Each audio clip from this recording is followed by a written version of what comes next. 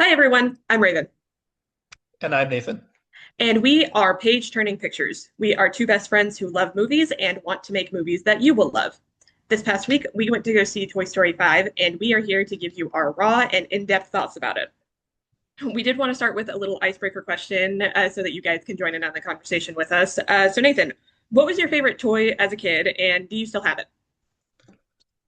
When I was a kid, I was obsessed with Legos, Okay. and I had this giant plastic bin that was just filled with thousands and thousands of Legos, and that's most of what I played with. I just love building things, Do you still and like to play with Legos? every once in a while, I Okay, fair enough. we got rid of most of them, but I still have some, and even to this day. My mom will still buy for me, my dad, and my brother too, the little minifigure packets. So Aw. I've got a lot of those. That's sweet. Yeah, I was a very imaginative player when I was little, and so all of my like stuffed animals and dolls were sentient and had like their own identities. Hmm. But my favorite was this Raggedy Andy doll. I took it everywhere that I could, and I like slept with it and everything. And I do actually still have it. I'm not going to show it on camera because it's a little worse for the wear. But it was I was visiting my family this past December and we were going through some of my old stuff and I had one of those moments that like Andy has at the beginning of Toy Story 3 where he's holding Woody and it's like I haven't seen or thought about this thing in years but now that it's in my hand I just can't like let go of it, Hmm. that's one of the things that I ended up deciding to take back with me here. Right, well, on that note, let's dive into our discussion of the movie. First I want to know what was your favorite scene because I have a couple that I was pretty attached to. Yeah, all of I loved Conan O'Brien's character, the talking toilet buddy. Everything with him was really funny. Yeah, yeah, there was a lot. I thought that that was also a good way to kind of show that technology isn't just like an older kid thing. It's like we have, forms of technology that are relevant to excuse me, every developmental stage at this point, which, Hmm. I think is, kind of a good like thing to have awareness of. But yeah, that was because they've always kind of done, kind of like edgy humor in these movies. And that was just a continued extension of that. It was pretty Yeah. funny for the most part. One of my favorite scenes is it's at the end, they're on the truck, and all of the Buzz Lightyears get the new update, and they're all actually able to fly in like the drone kind of Oh yeah. manner.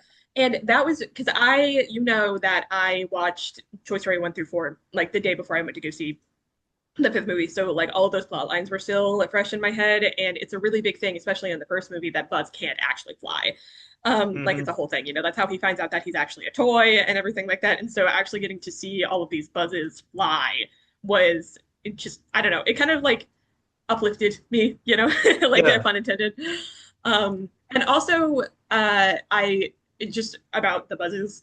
I thought that the Woody's reaction to seeing that many Buzz Lightyears in front of him was hilarious because I was just sitting there thinking, like, yeah, I love Nathan, but if like 50 of him were just like randomly in front of me, I think I'd also be very alarmed. Like, I mean, I'd be terrified.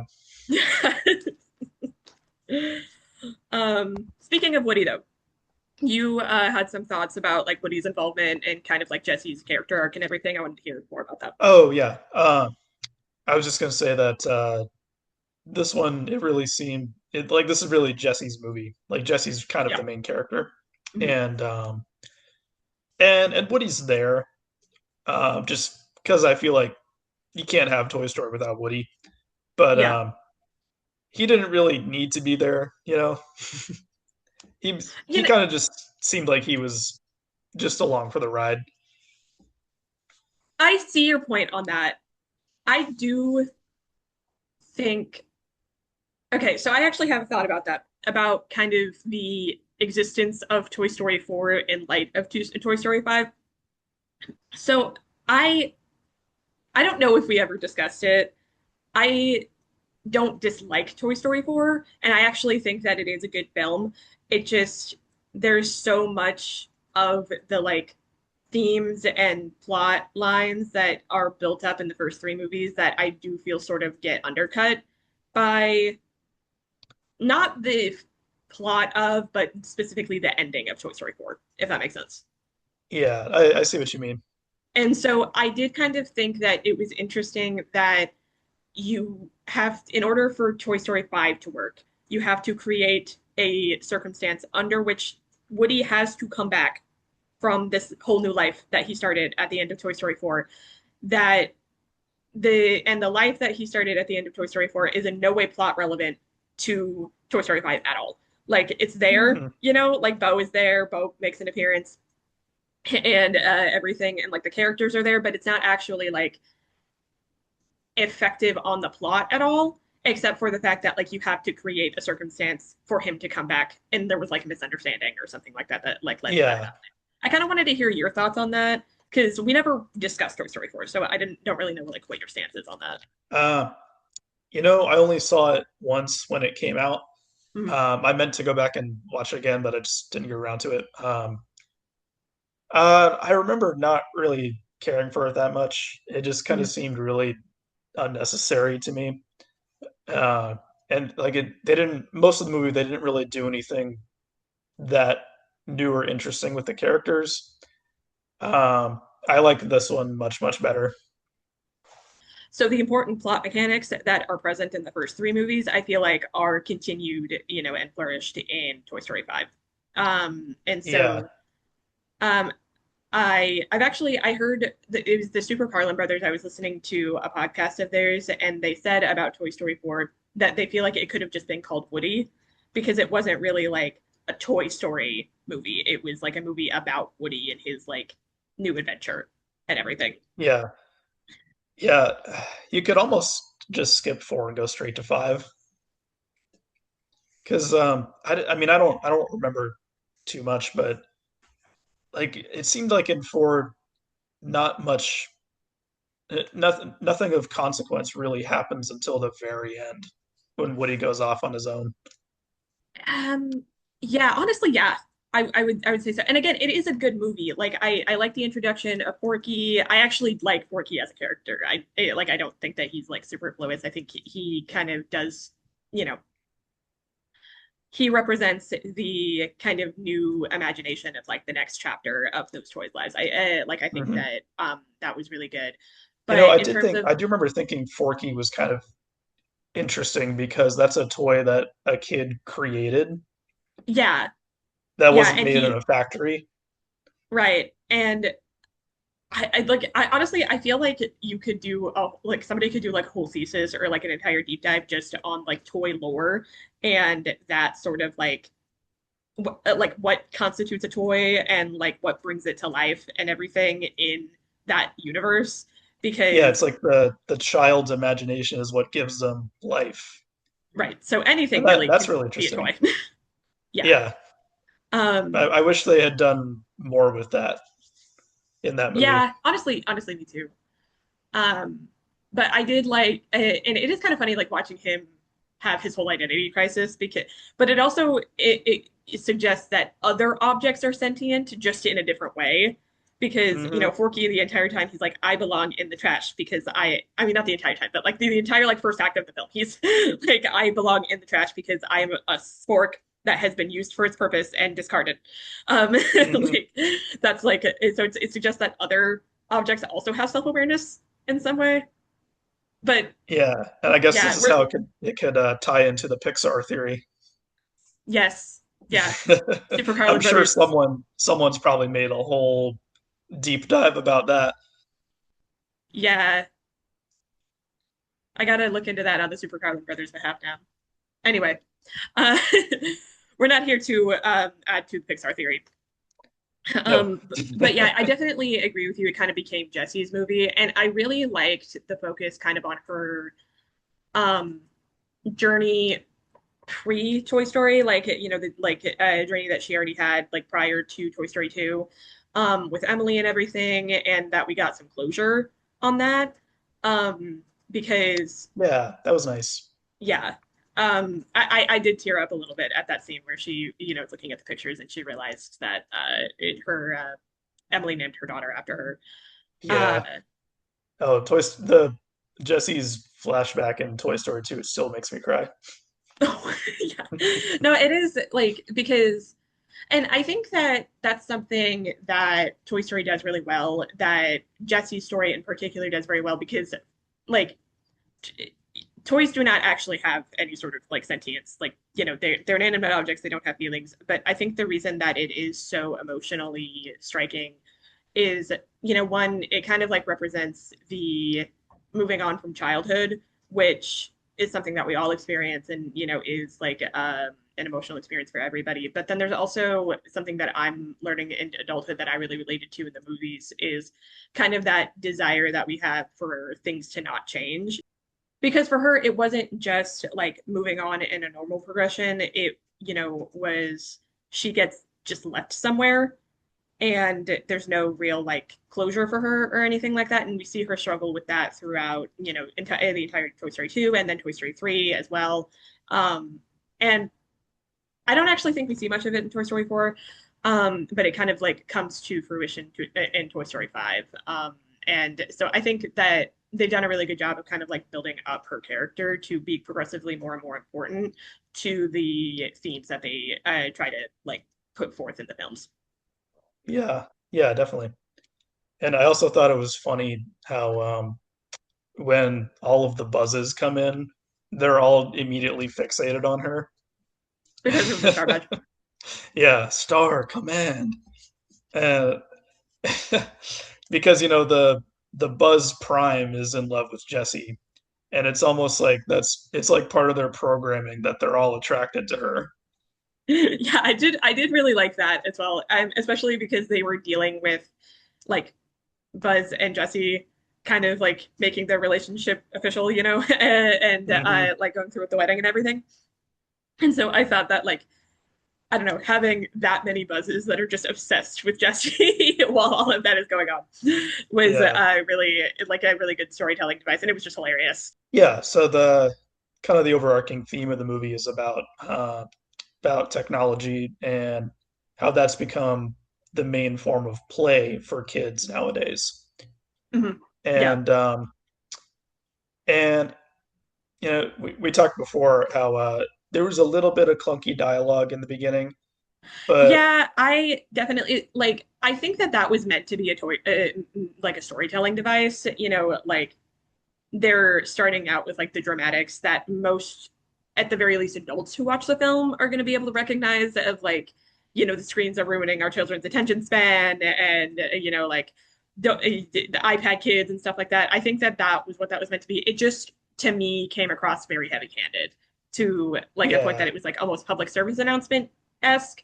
And Hmm. given that that was the first real like touch point that we have with that theme and that subject, it kind of like it kind of like raised my heckles for what the rest of the movie was going to present in that respect. Does that make sense? Yeah, but I think that was on purpose because we're kind of seeing it all through Jesse's perspective, Right. and she starts off like very anti-technology, Yeah. but then as it goes along, she kind of gains a more nuanced perspective of it.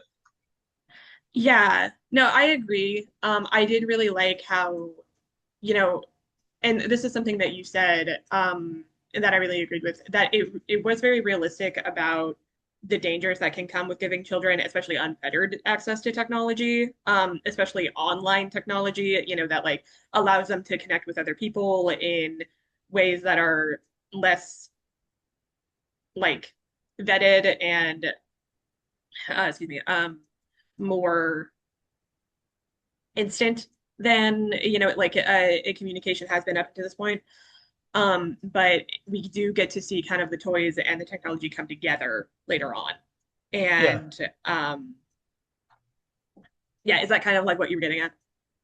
yeah, I think that's what I was getting at. But yeah, I also like that we see it from Bonnie's parents' point of view too, Yeah, where no, I thought that was great. is because Bonnie's kind of she's a shy kid, she has trouble making friends, and the parents are looking at it like, well, looking at the the iPad or the lily pad, and and they're thinking like, well, this is how kids make friends now, so maybe this wouldn't be a bad thing to get her one.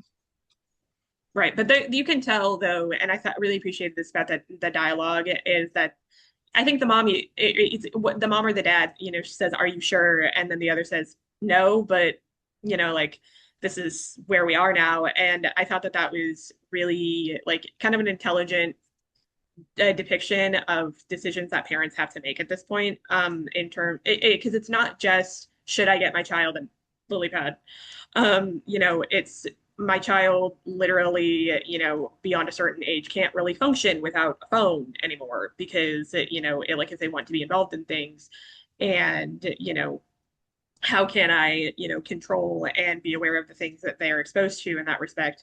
And so I thought that they demonstrated that anxiety really well in that scene. Yeah, they did.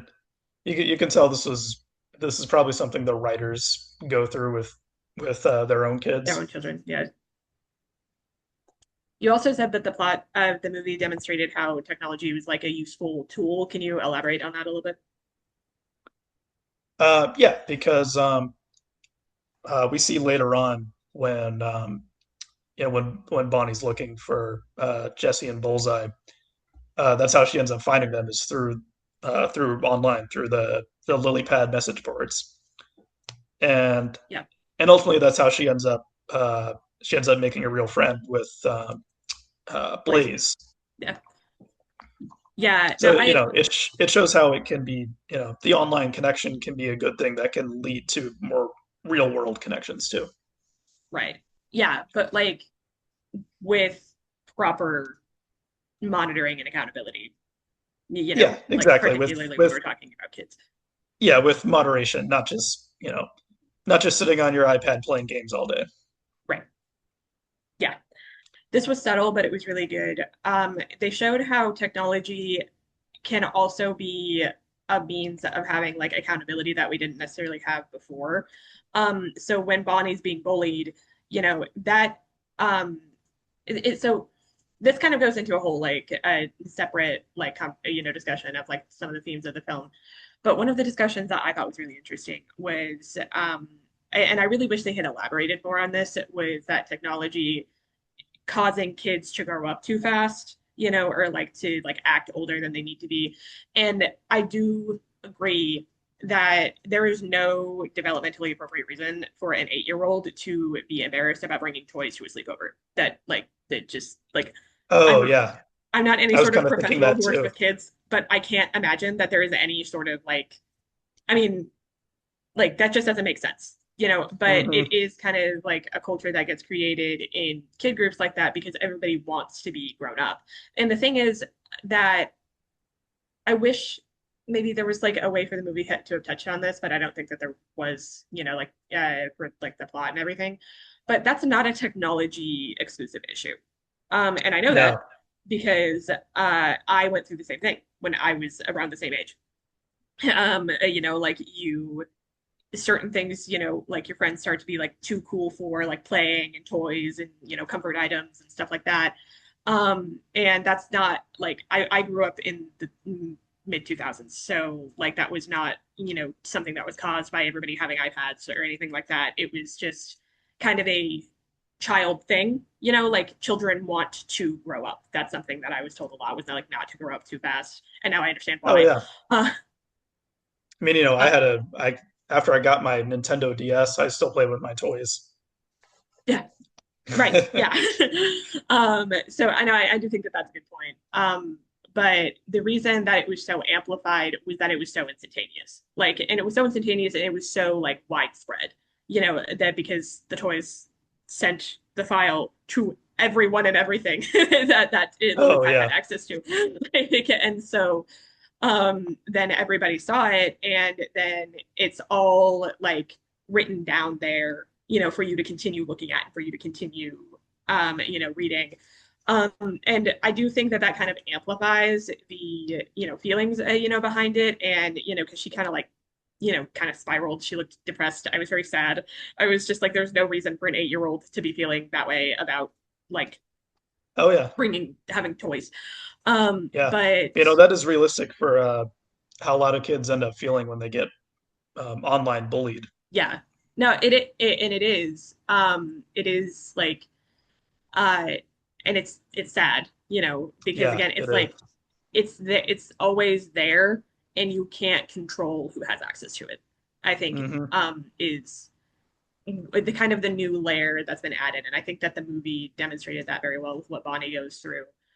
But I do think it also demonstrated that technology provides us, a touch point for accountability in that respect, because the first thing that mom did when she realized what had happened was asked to see it.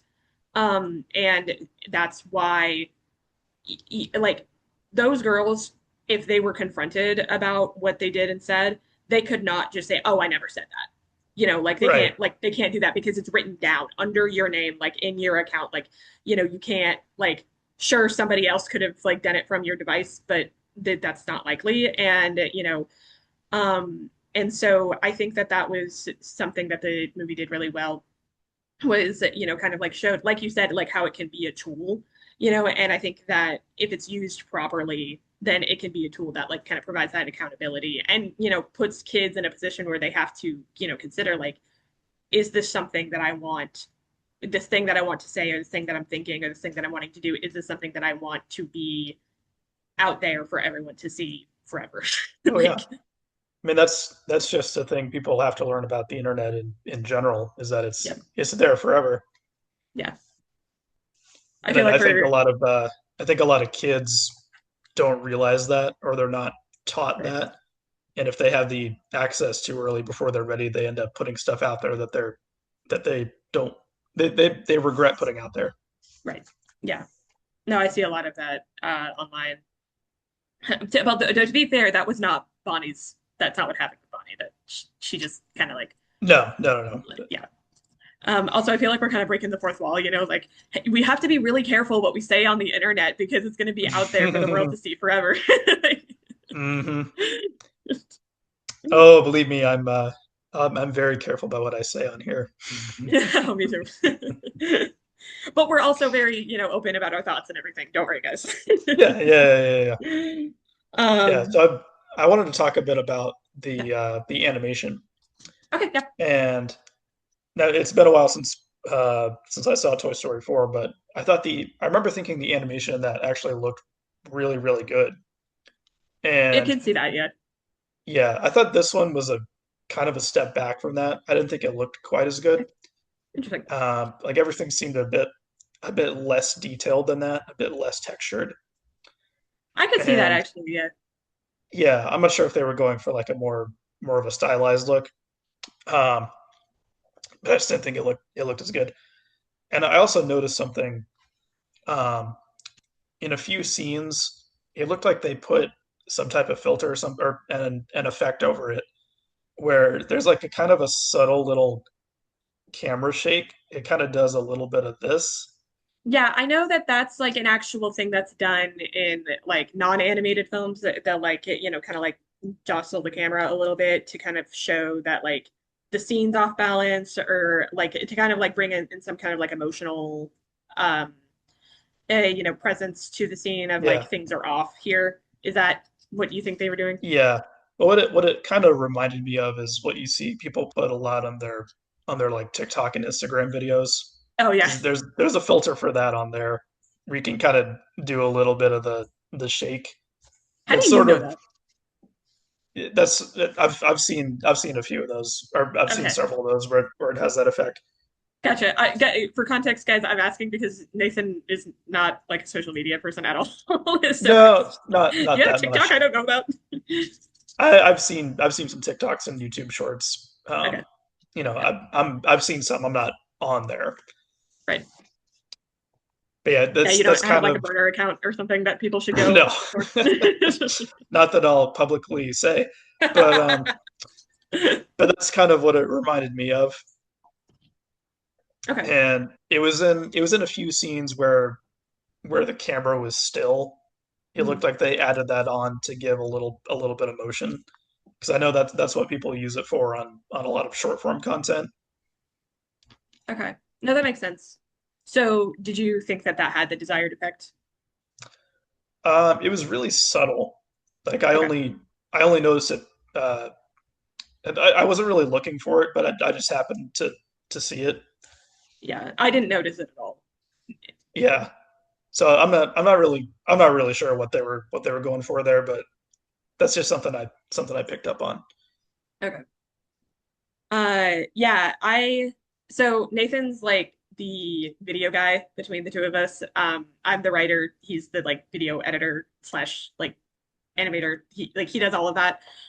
So he has more of a trained eye for that sort of thing. I didn't like pick up on that at all. I did pick up Yeah. though, so for Andy's play, like his imaginative play, it was far more like grand scale. So they just, they kind of like create these like big landscapes and stuff like that that like represented what he was seeing in his mind while he was playing. And I always thought that was great.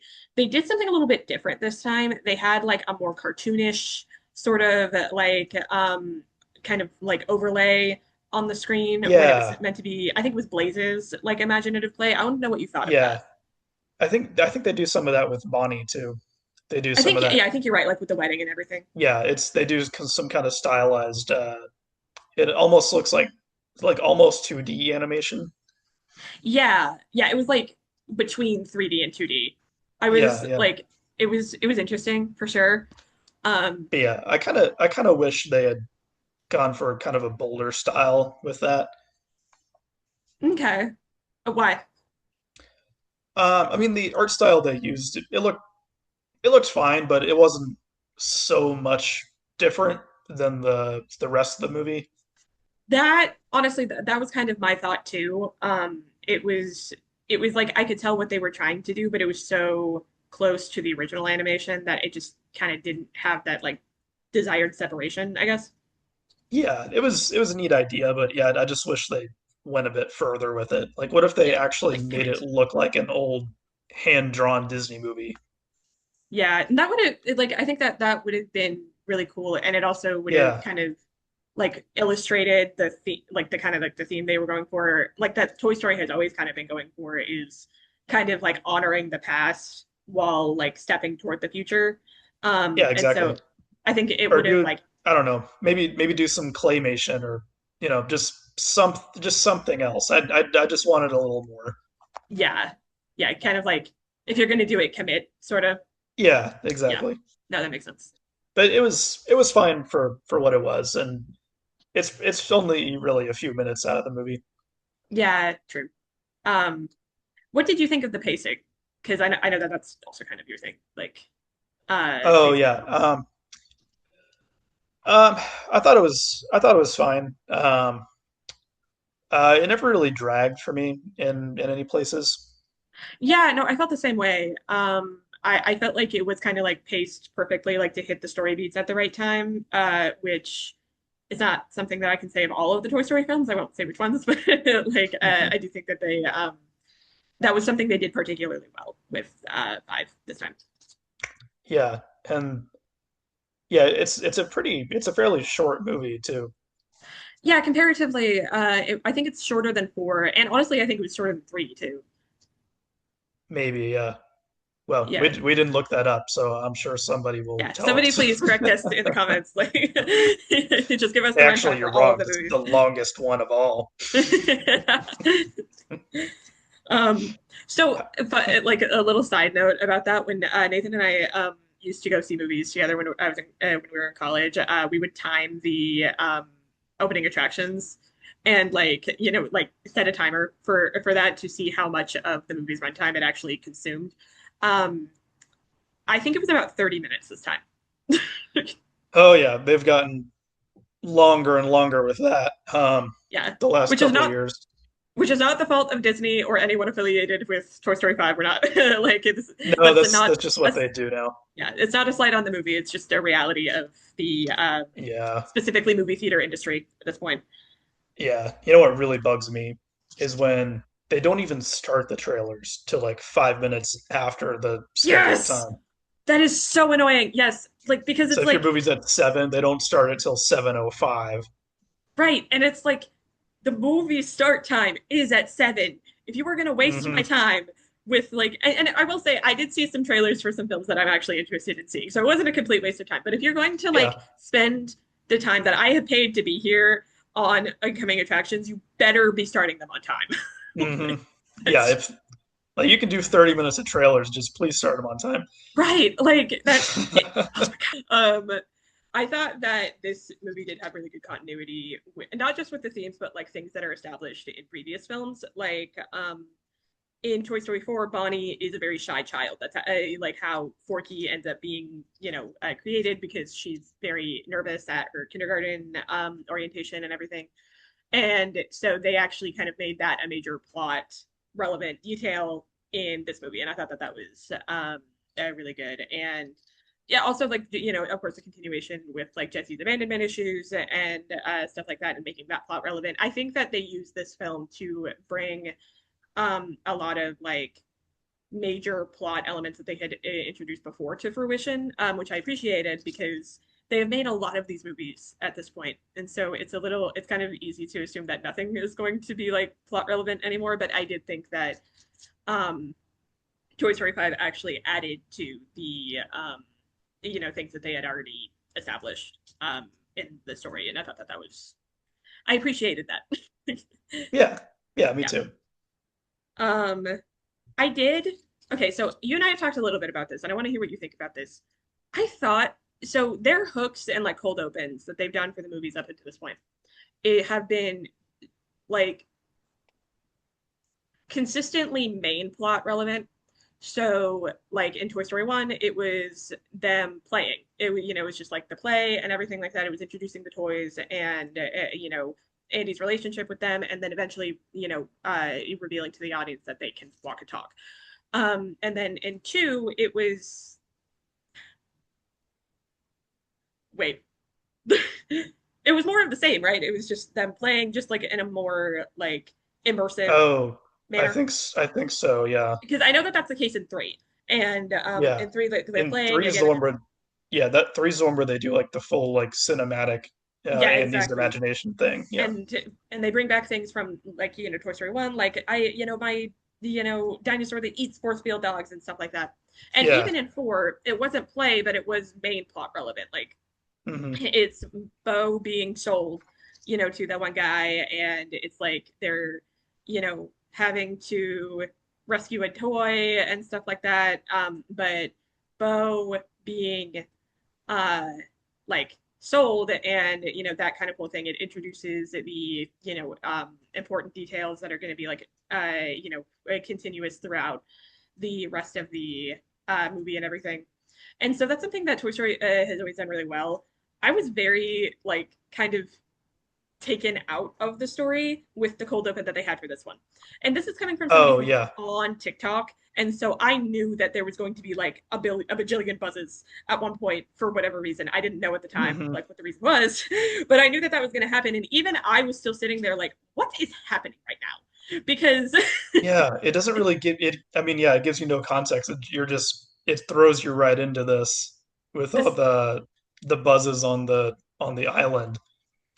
And I was kind of thinking throughout the movie because they keep cutting back to that quite a right. bit. I was kind of curious, like, where's this gonna go? Like, what's this gonna lead to? I thought it was gonna be something bigger than what it ultimately did. Right, because like you think if something happens in the first like 2 minutes of the film, then it is going to be somehow intricately related to the rest of the film. And I mean they are in a way, but they're a subplot. Like they're, a plot device that, eventually comes in to move forward the plight of the main characters. And so to Hmm. me it would have made more sense, especially like given their history with cold opens, to have the first scene having been Jesse's whole like flashbacks to her time with Emily and everything like that, and then opened into that and her playing with Bonnie, which I thought that was done really well. The like uh it's Jesse playing with Emily, and then there's the like "I'll Always Love You" song and everything, and then that kind of like cuts into the wedding to where Jesse is now. You kind of get to see those side by side, because that to you communicates like, oh, that part of Jesse's past is going to be important to the plot later, and it was. Yeah, So I think with the Buzz thing, that scene would have made more sense like after the like whole open with, the technology yeah, and the kids are like sucked into the screens and stuff like that. Like maybe after they yeah. called Woody in, I think that would Yeah, have made more I could sense, definitely, like I into could the definitely system see and stuff that. like that. Yeah, because Yeah. with how it's structured, with having that at the very beginning, it does kind of make it just kind of makes it seem like that's going to be more important than it actually ends up being. Right. And like, because the whole Star Command thing, it does connect because she has the Star Badge on, but that's like the Star Command thing isn't a plot relevant. Like, it's not like a huge theme or something like that. I know I keep saying the word theme, but that's like really important to me with these movies, is, because like they've built such, a huge franchise just on the theme of like the love of childhood and accepting the natural order of things and like moving on to next chapters in life with grace and everything like that. And I just like it didn't ruin the movie for me at all, but it was just weird. I was just like it's because it Yeah. wasn't one of those cold opens that's like, oh gosh, what's going on, like what is this about. It's like I was literally just sitting there like, what is happening? Like what is this?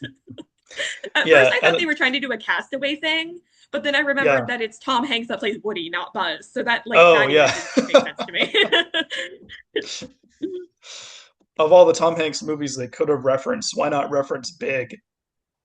The one where he's a kid who literally becomes an adult. that that is interesting. That is something that I feel like they don't capitalize enough on, with Tim Allen and Tom Hanks playing the two like lead characters in these films, is like how large both of their filmographies are. Like, even just having them say something like having Tim Allen say something from like the Santa Claus, or because they own that too. Oh Like yeah. I feel like they could do a little bit more with that. Um,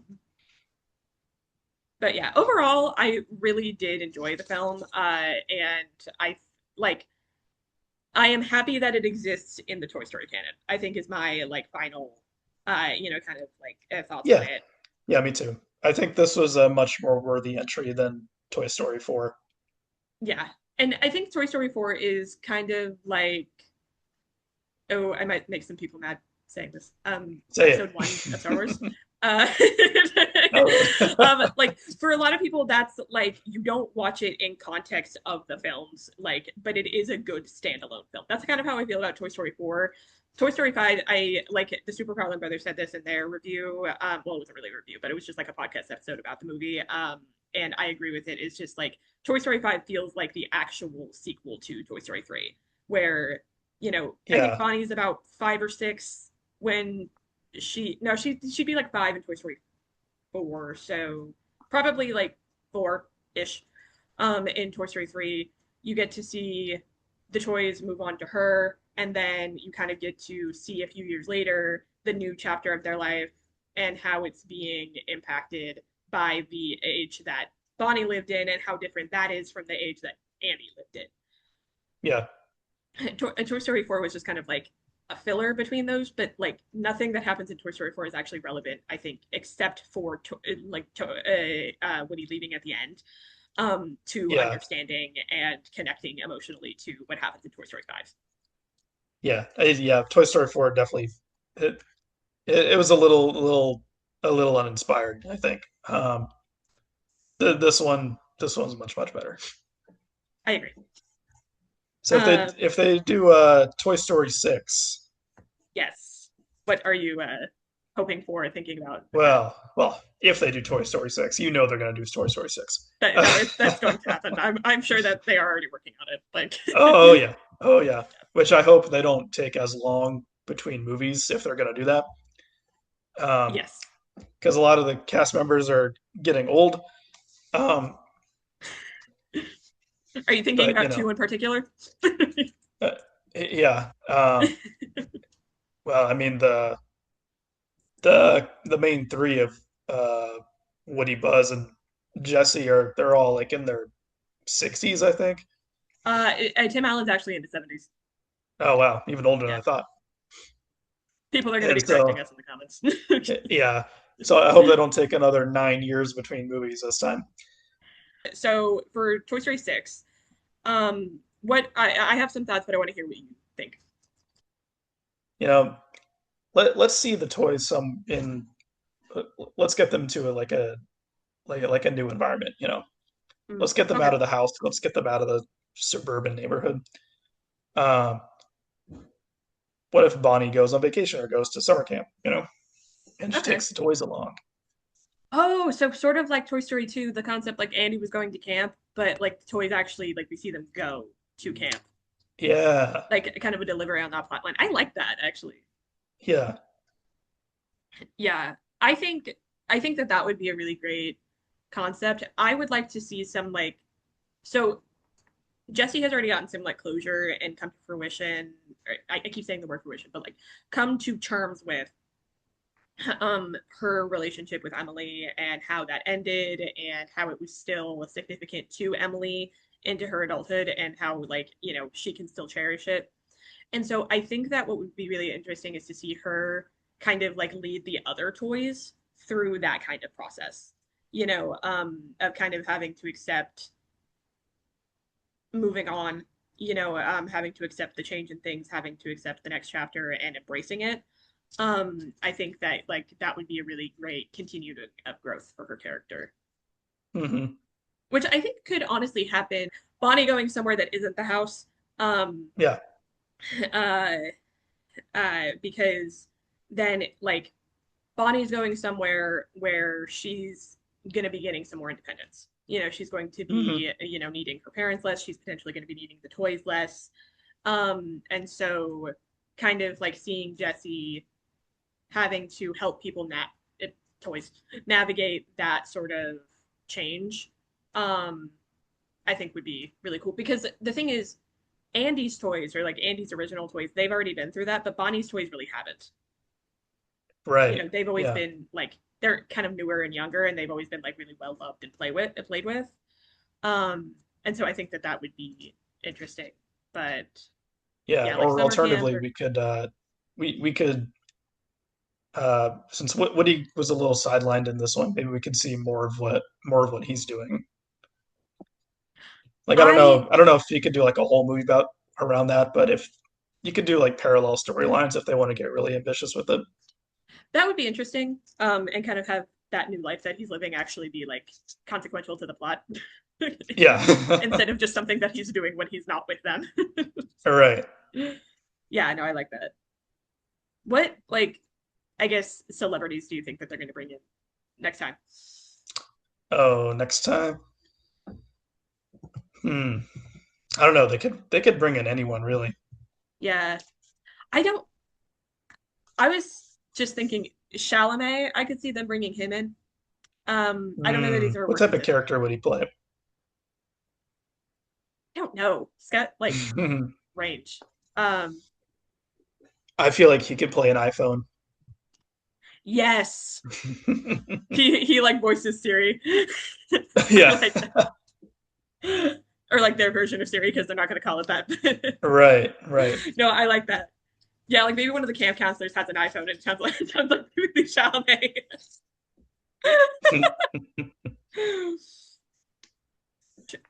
Thank you so much for breaking down this movie with us today. If you like the sort of content that we're doing, go ahead and subscribe and hit the bell so you can be notified about all of the film deep dives that we're going to be filming here pretty soon. And if you like the sort of content, you know, like, leave a comment so that the algorithm knows that you'd like to see this sort of thing and you can meet creators other than me and Nathan. But otherwise, thank you so much for watching today, and we will see you guys next Share the video. time. All right. Thank you guys. Bye.